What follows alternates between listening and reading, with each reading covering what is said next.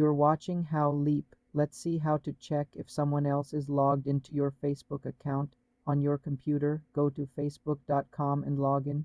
Click your profile picture in the top right, then select Settings and Privacy. Click Settings. In the left menu, click Security and Login under the Where You're Logged In section.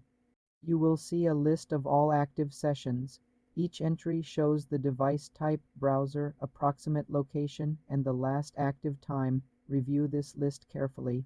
If you see a device or location you don't recognize, click the three dots next to it and select Log Out.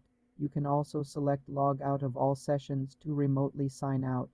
From every device except the one you're currently using, on the Facebook mobile app, tap the menu icon 3 lines, scroll down to Settings and Privacy, expand it and tap Settings, then tap Security and log in to access the same session list. To prevent unauthorized access, enable two-factor authentication from this same security. And login page. Regularly checking this list is a key security habit. If you confirm suspicious activity, change your Facebook password immediately. For more simple online security tutorials, subscribe to the channel.